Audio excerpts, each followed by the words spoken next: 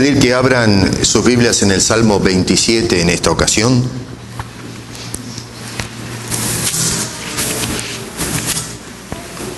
He puesto por título a la serie, en esta oportunidad, Acceso a Dios.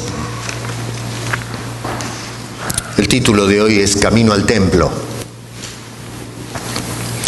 Verso 4, aunque voy a mirar otros versículos, pero me sirve como el punto central de la tesis.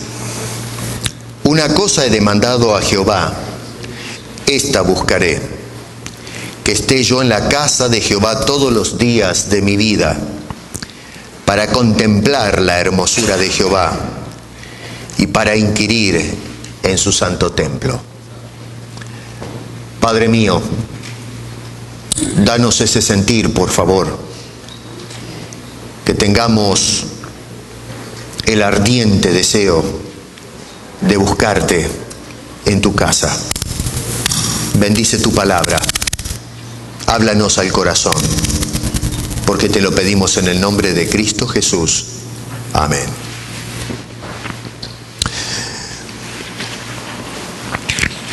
¿Por qué va la gente a la iglesia? ¿Por qué venimos nosotros a la iglesia? Definitivamente que en un sentido podemos decir que la iglesia es un acceso a Dios, sorteando las dificultades teológicas que sin una explicación eso produce, porque en definitiva no es a través de la iglesia que tenemos acceso, sino a través de la persona de Cristo.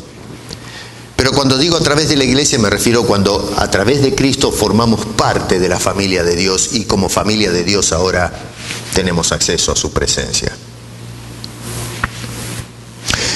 La gente va a la iglesia, hay varias respuestas que podemos dar a esto, pero mucha gente va por, en fin, obligación.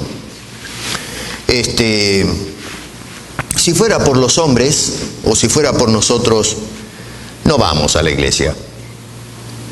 Es muy difícil encontrar que nace en el corazón de la persona levantarse, por ejemplo, en esta dispensación, un día domingo a la mañana y vestirse o pegarse una ducha antes y vestirse y entonces agarrar el auto o subirse a los medios de transporte público y buscar a ese grupo de personas que alaban a Dios. Para mucha gente hay mejores cosas para hacer. En lugar de estar sentado 2 horas o 3 en una iglesia, cantando, bien o mal, y escuchando a alguien presentar sus ideas o la palabra de Dios o lo que sea, durante 40 minutos a 1 hora, hablándonos de cómo tenemos que vivir o qué debemos hacer. Pero resulta que como los pastores nos presionan constantemente, y para no meternos en lío con el pastor de la iglesia, entonces voy a ir, me voy a congregar porque no quiero meterme en problemas con este hombre después de todo, y entonces les voy a dar el gusto así, se calla, y yo puedo aguantarme esas 2 horas y entonces después me voy tranquilo a casa. Obligación. Algunos van por costumbre. En otras palabras, se nos ha enseñado desde muy pequeños o temprano que debemos congregarnos, tenemos que ir a la iglesia y entregarnos a una serie de rituales que se practican en ese lugar. Lo hemos hecho desde que nuestra memoria comienza a tener función. Y bueno, ahora estamos acostumbrados a ese ritmo de vida, por lo tanto, el domingo a la mañana lo dedicamos para continuar la tradición y vamos a la iglesia. Algunos van a la iglesia por terror o miedo. Si no voy a la iglesia, nos dicen algunos que vamos a ser depositarios del castigo y la ira de Dios, vamos a ser tocados, vamos a ser golpeados por la mano de Dios Y entonces, para evitar las consecuencias de la ira de Dios, voy a ir a la iglesia y entonces al salir de ella tengo esa medida profiláctica que de alguna forma me ampara de sus juicios.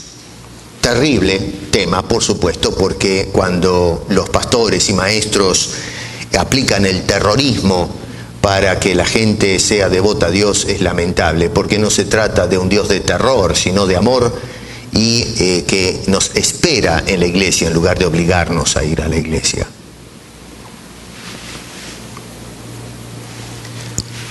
Una cosa he demandado a Jehová y esta buscaré, que yo esté en la casa de Jehová todos los días de mi vida.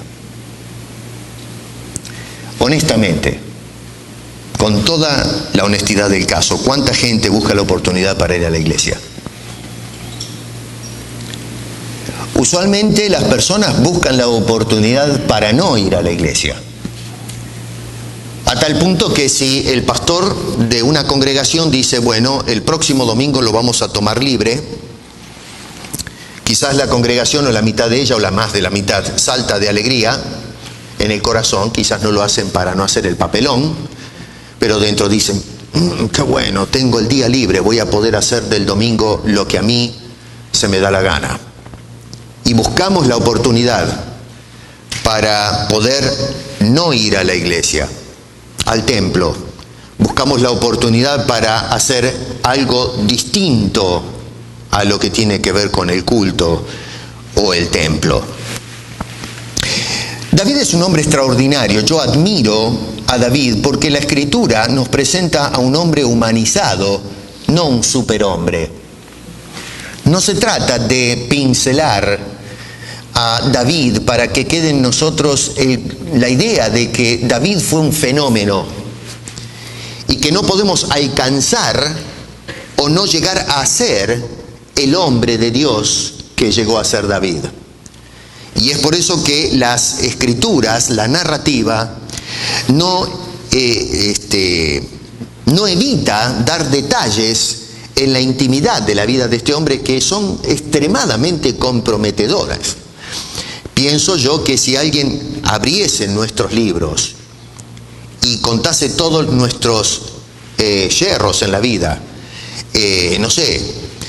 terminaríamos enloquecidos o mudándonos a una isla en el Pacífico donde nadie nos vea, desesperados de vergüenza por la humillación. David fue un hombre que se sometió a Dios y Dios lo sometió a David. Y lo sometió no solamente bajo su autoridad, pero también fue su voluntad la de exponer el corazón incluso en los momentos más oscuros de su vida. ¿Y cuántas lecciones aprendemos de la vulnerabilidad del ser humano a través de la vida de este hombre? Este hombre escribe este salmo, fíjense ustedes, poniendo de manifiesto, a través del contexto, que las cosas en la vida no son favorables todo el tiempo. Y en el caso de David no es la excepción, es un hombre que está pasando momentos difíciles. Verso 2 dice, cuando se juntaron contra mí los malignos, mis angustiadores y mis enemigos, para comer mis carnes, ellos tropezaron y cayeron. Aunque un ejército acampe contra mí, no temerá mi corazón. Y verso 12, la oración de este hombre es, no me entregues a la voluntad de mis enemigos, porque se han levantado contra mí falsos testigos y los que respiran crueldad.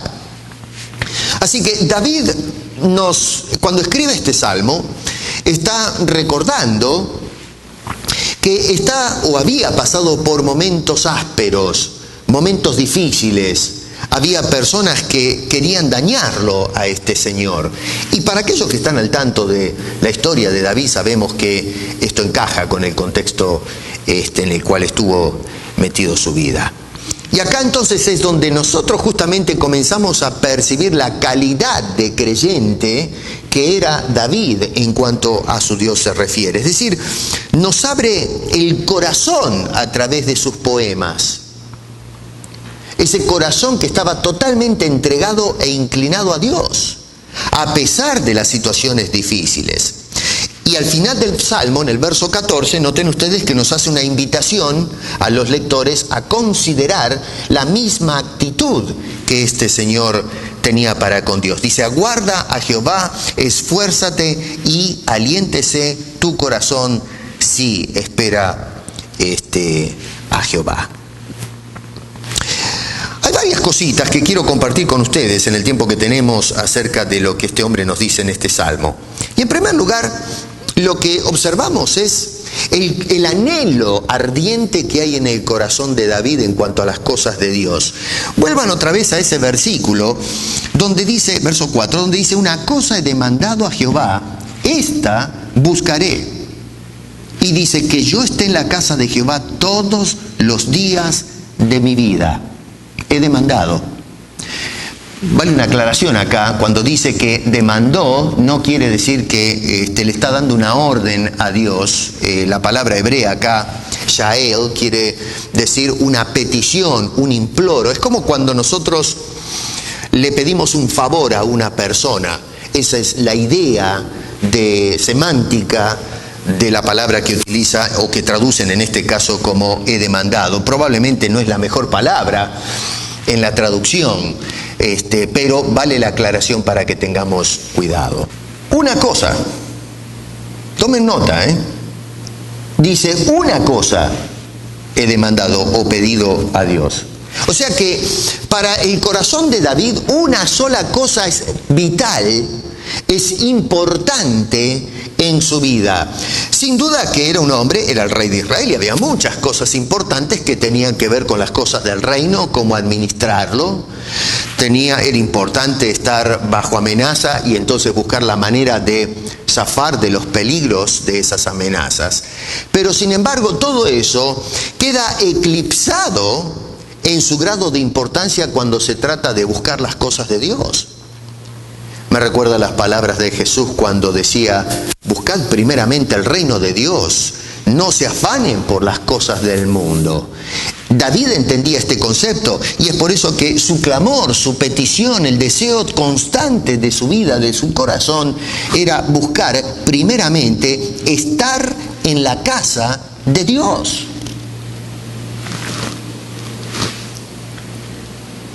¿Cuál es el deseo o súplica más grande que nosotros tenemos para Dios? Pónganse a pensar en eso.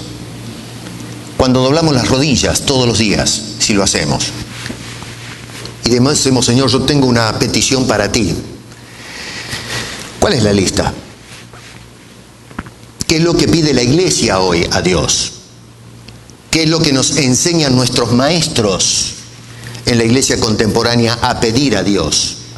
Acabo de terminar una serie acerca de cómo orar a Dios. Jesús nos dio un ejemplo modelo de cómo orar a Dios. Santiago nos dice cómo no debemos orar a Dios. Y hemos visto el fenómeno de la oración contemporánea que no dista mucho de los modelos bíblicos. Hoy lo que hacemos es pedir a Dios cosas. Pero muy difícilmente encontramos a personas que doblan sus rodillas pidiendo constantemente a Dios, Señor, permite y provee el medio para que yo vaya al templo, vaya a adorarte, vaya a contemplarte a ti. Y noten que no es el Dios de la prosperidad, el Dios de David, que por cierto prospera, es un Dios que da, es un Dios que bendice, y lo vemos en la vida de este Señor. Pero para él no es que Dios le otorgue la prosperidad, sino que Dios le dé estar en el templo. Por eso hice la pregunta al principio, ¿qué nos motiva? ¿Qué nos urge ir a la iglesia, al templo, a adorar a Dios? De todo lo que este hombre podía pedir a Dios, pidió la cosa que justamente nosotros, creo porque no voy a hablar en términos personales, sino generales, creo que es lo que nosotros no nos acordamos de pedirle a Dios. Y noten ustedes el aporte que hace este hombre en esa empresa de ir al templo, porque dice que él busca la oportunidad que se presente para ir al templo. Vuelvo a repetir, la gente hoy lo que hace es buscar la oportunidad para no ir al templo. Busca la oportunidad para pasar tiempo fuera del templo, dedicarse a otras cosas que reemplacen el templo, la iglesia de Cristo. Pero este hombre dice que él lo que hacía era mirar su calendario, mirar las situaciones en las que está su vida, y lo que hacía es buscar y orar, buscar la oportunidad para poder entonces ir al templo y de esa manera entregarse al culto. La segunda cosa que notamos es el fervor con que quiere estar en la casa de Dios. Porque dice allí de estar en el templo no una vez por semana, sino que dice todos los días. Ahora, yo cuando leí esto, me quedé pensando un poco. Claro, vivimos en otra época, en otros mundos, pero ¿qué tal sería si nuestros pastores nos dijesen que tenemos que venir a la iglesia todos los días? ¿Buscaríamos la oportunidad de ir a la iglesia todos los días? Pónganse a pensar. No me tienen que responder, esto es algo entre cada uno de nosotros y Dios. Yo creo que no. Porque si no buscamos ir a la iglesia una vez por semana, con vehemencia como lo hacía este hombre, ¿cómo vamos a buscar con vehemencia estar en ese mismo lugar todos los días de la semana? Y la semana de David no tenía menos días que nuestra semana, tenía exactamente los mismos días, 7 días a la semana, y allí estaba todos los días. Era un hombre que no tenía una vida ocupada. Bueno, el rey de Israel sí que tenía una vida muy ocupada, la agenda estaba que reventaba, pero ese hombre no obstante hacía el espacio, el lugar para poder estar entonces todos los días en la casa de Dios. Tenía que atender su familia, tenía que trabajar, tenía chicos, tenía, en fin, que atender los asuntos de Estado, que demandaba actos de diplomacia y cosas por el estilo, hablar con los generales del ejército, con los consejeros, todo el gabinete que tenía para tratar las cosas del país. Sin embargo, ahí estaba este señor, en la casa de Dios, todos los días. El propósito. Porque este hombre quiere estar todos los días y buscaba la oportunidad de estar en la casa de Dios. Bueno, da dos propósitos importantes. Número 1 dice contemplar la hermosura de Dios. Acá la palabra quiere decir percibir, poder ver con claridad. Lo que David quería al ir a la iglesia buscaba la oportunidad de poder apreciar las cualidades de Dios. ¿Qué tipo, qué clase de Dios es mi Dios? Y hundirse en la inmensidad de sus cualidades, de sus atributos. Hoy la gente habla mucho de Dios, pero no lo conocen. Nosotros no podemos describir cuáles son los atributos de Dios. No podemos disertar acerca de ellos. Realmente la gente no conoce de Dios.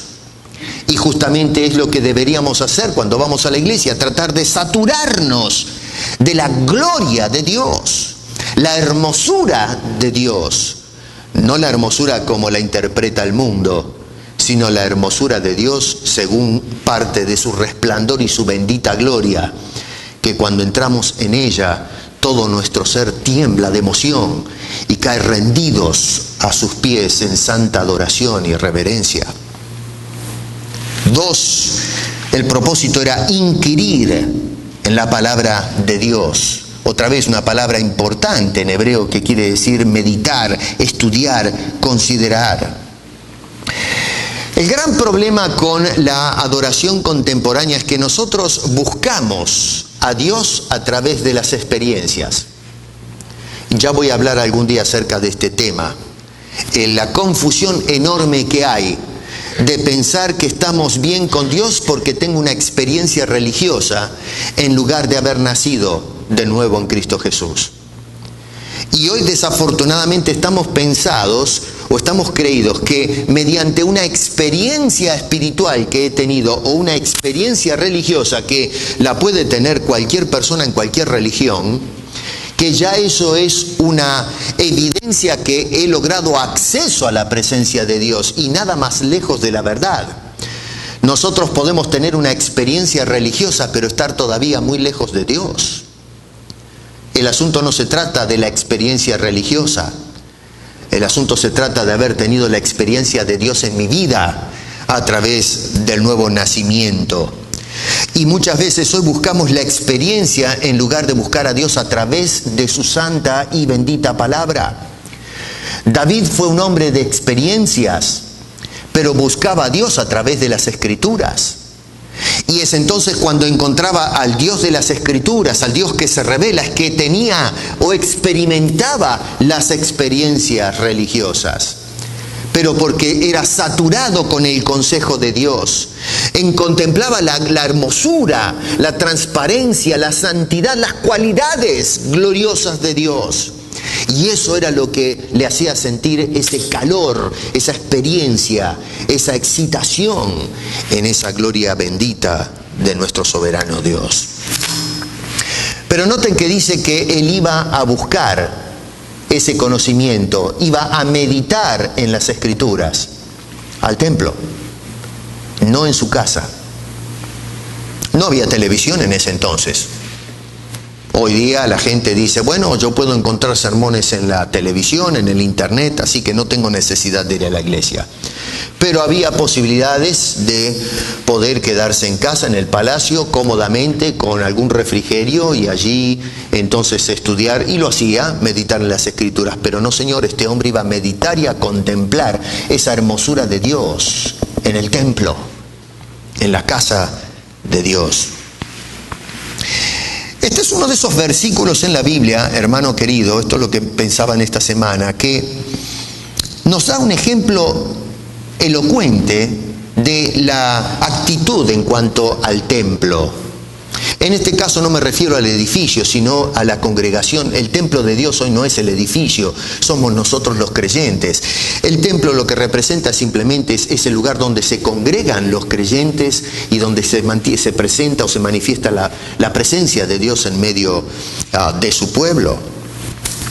Y nos muestra no solamente la actitud en cuanto al templo, pero nos muestra también la actitud o la motivación genuina que debe haber en nuestro corazón cuando se trata de venir a la iglesia y de poder experimentar a través de las Escrituras a nuestro poderoso Dios. Hermano querido, la gente de hoy ha perdido el sentido de urgencia de ir al templo. No nos interesa. Y recuerdo en aquellos años cuando conocía yo al Señor, cuando empezaba los primeros pasos en la fe y hablaba con nuestros mentores, y era inconcebible para ellos no ir a la iglesia. Para ellos era una cosa imposible de aceptar que haya algo que reemplace ir a la iglesia. Había mujeres solas que tenían la cuadrilla de chicos atrás de ella, caminando con las botas en medio de la nieve enterrados hasta la rodilla, caminando cuadras, levantando las piernas, los chicos casi nadando en medio de la nieve. Y ahí estaban temprano en el culto para adorar a Dios. No faltaban a los cultos de oración, no faltaban a las actividades, reuniones de negocios, allí estaban. Servicio tras servicio. Había un sentido, una pasión que era contagiosa. La gente quería ir a la iglesia porque se encontraba con gente que intoxicaban con el deseo de adorar y contemplar a Dios. Era contagioso y otros empezaban a imitar eso. La iglesia de hoy no se aproxima ni por accidente a aquellos tiempos. La iglesia de hoy no quiere ir a la iglesia. La iglesia de hoy prefiere hacerse un asado y pasar un día hermoso de verano afuera. El deseo de David y su búsqueda es poder ir al templo a contemplar por medio del estudio, de la meditación de la palabra de Dios, para contemplar la gloria, la gracia de Dios. ¿Y por qué razón? Bueno, porque en el contexto este hombre va describiendo qué clase de Dios es para él, este Dios que adora. Y fíjense, por ejemplo, en los versículos 1, en el verso 1, este hombre nos da el concepto que ha logrado obtener de Dios en su vida. Dice, Dios es mi luz. Jehová es mi luz y mi salvación. Jehová es la fortaleza de mi vida. Lo primero que este hombre nos dice a través de este salmo es que Dios era su luz. Hermano querido, nosotros estamos viviendo en un mundo sumido, intoxicado en tinieblas espirituales. Esta semana fui golpeado duramente por las noticias. No digo que es la primera vez que leo las noticias, pero me devastaron emocionalmente. Quedé completamente drenado, sin ganas de avanzar. En un momento dado en mi oración le dije, Señor, ¡ya basta! Ven de una vez, porque los horrores de los cuales somos testigos en este mundo es espantoso. Y lo que más me duele es la insensibilidad humana a lo que está pasando en este mundo. Se manejan argumentos para esquivar las responsabilidades. Se piensa hoy que por darle un poco de agua y asilo a toda esta gente que se está moviendo en Europa, que ya con eso está todo hecho. ¿Dónde va a estar el mundo dentro de 2 o 3 meses? Lo mismo o en el mismo lugar donde estuvo cuando personas que en el pasado pidieron ayuda fueron olvidados y quedaron envueltos en el anonimato. Y eso no tenemos que ir a Europa para ver la crisis que se está dando en este mundo. Miremos en nuestro mismo continente Latinoamérica. La miseria que están pasando muchos de los nuestros. Y en esta ciudad, nuestros vecinos también. Vivimos en un mundo corrupto, en un mundo oscuro, hundido en espesas oscuridades espirituales de las cuales no hay salida. Y Dios entendía David entendía esto, pero encontró que Dios era su luz. El Evangelio de Juan nos dice, en cuanto a la persona del Señor Jesucristo, la luz en las tinieblas resplandece, y las tinieblas no prevalecieron contra ella. Aquella luz verdadera, no la luz que ofrecen las luminares del mundo, sino la luz verdadera que alumbra a todo hombre, venía a este mundo. Y luego dice en el verso 12, el capítulo 8, verso 12, yo soy, dijo Jesús, la luz del mundo. El que me sigue no andará en tinieblas, sino que tendrá la luz de la vida. ¿Cómo es posible que no querramos ir al templo donde se manifiesta la luz de un Dios resplandeciente y querramos esquivar ir a ese lugar para estar caminando en un mundo de tinieblas?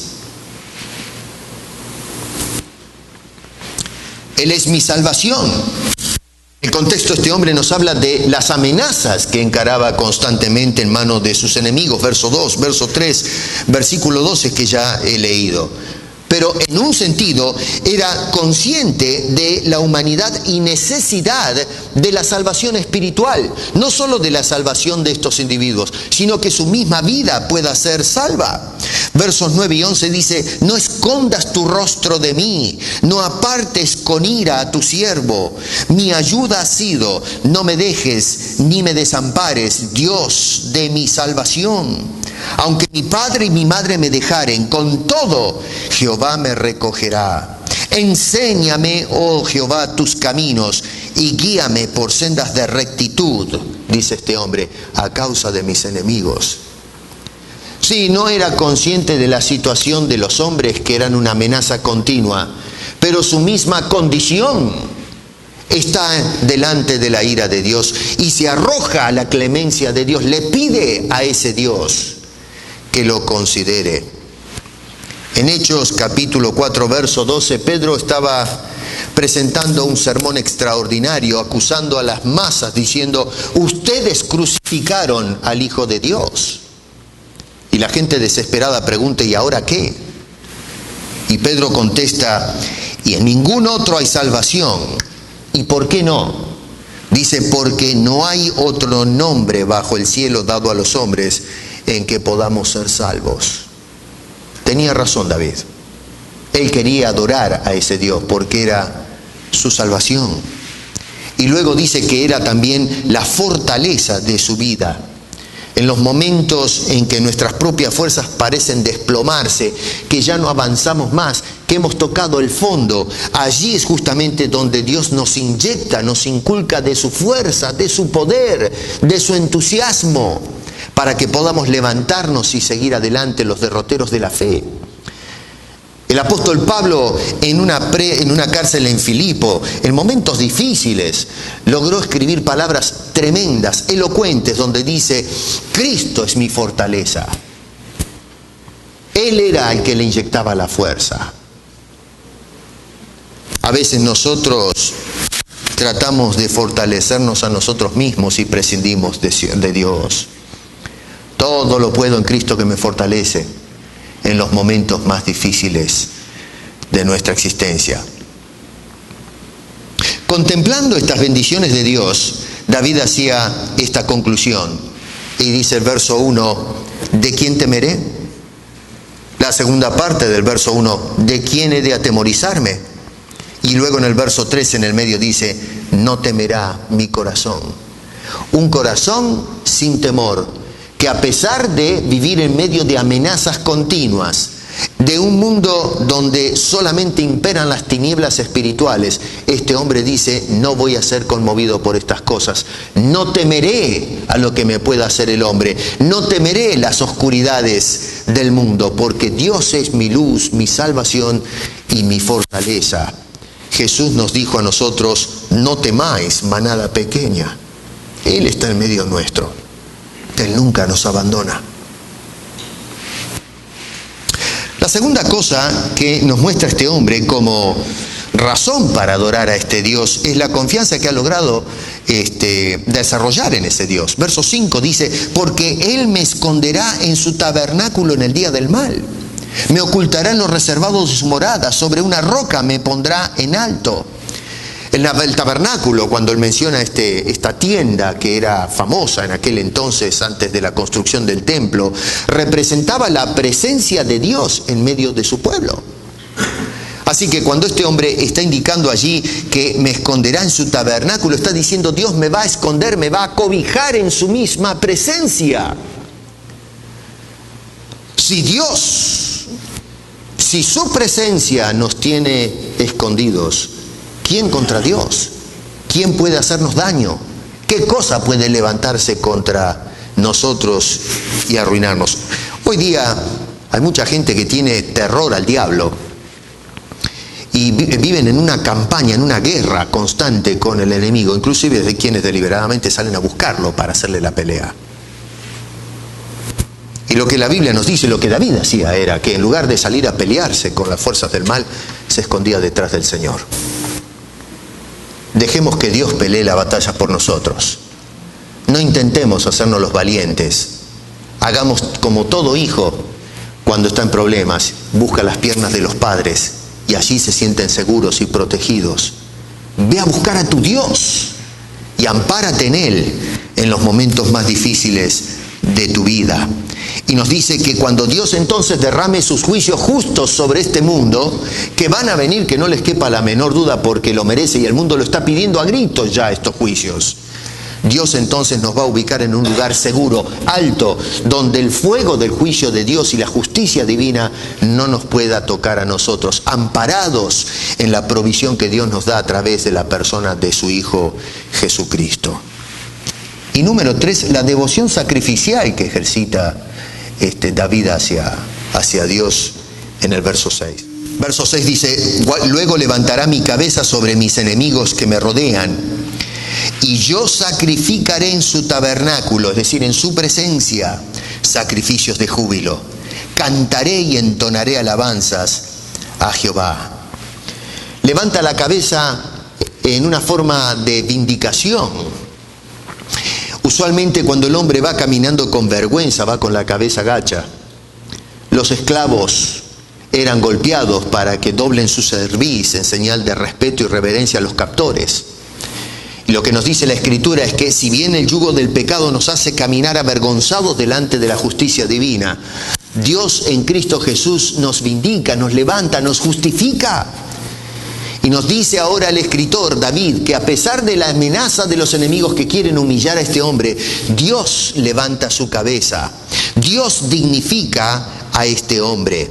Y entonces este hombre lo que hace es dedicarle su devoción a ese Dios. Otra vez dice, yo sacrificaré en su presencia sacrificios de júbilo, de alegría, de gozo, y cantaré, entonaré alabanzas a Jehová. Por eso ese hombre iba y buscaba la oportunidad para ir al templo y para inquirir, para estudiar y para contemplar la hermosura de un Dios de acceso. ¿Sientes eso que sentía David? ¿Buscas eso que buscaba David? ¿Llegaste a entender a Dios en la forma en que lo entendió y lo experimentaba David? ¿Realmente estoy convencido yo como cristiano, como creyente, salvo, nacido nuevo, que Dios es mi luz? ¿Que Cristo es la luz de mi vida? ¿Estoy realmente convencido o no que Cristo es mi Salvador? Y que el Señor es la fortaleza de mi vida, la piedra donde yo afirmo todo mi ser y todo mi futuro. Estoy convencido de tal forma que mi corazón ya no teme lo que sucede en este mundo y en esta sociedad. No teme del juicio de Dios cuando llegue la hora fatídica a este plano de la existencia. ¿Realmente buscamos ir a la casa de Dios para adorarle? ¿O más bien nuestro sentimiento es quedarnos a descansar, escapar y perder la hermosa oportunidad de tener acceso a Dios de camino al templo? Hermano querido, tenemos que revisar nuestra fe. Tenemos que pensar seriamente si nuestro corazón se aproxima en alguna forma al corazón de este hombre, que tenía un montón de defectos. Vuelvo a repetir, la Biblia humaniza a David, lo pone a nuestra altura, un hombre que tiene defectos como nosotros, o los tuvo, y que nos muestra que aún y con todo eso, Dios ofrece acceso a su presencia para que podamos contemplar su bendita hermosura. Quiera Dios que en esta semana estas palabras, el ejemplo que nos da el Salmo 27, nos lleve a reflexionar cuál es la motivación que me mueve a mí a buscar congregarme cuando voy a la iglesia. Y si realmente existe esa motivación, y si no, pedirle a Dios que nos la otorgue para que podamos entonces experimentar, sí, a Dios en una forma tan cristalina como la experimentaba este gran hombre de Dios en el pasado.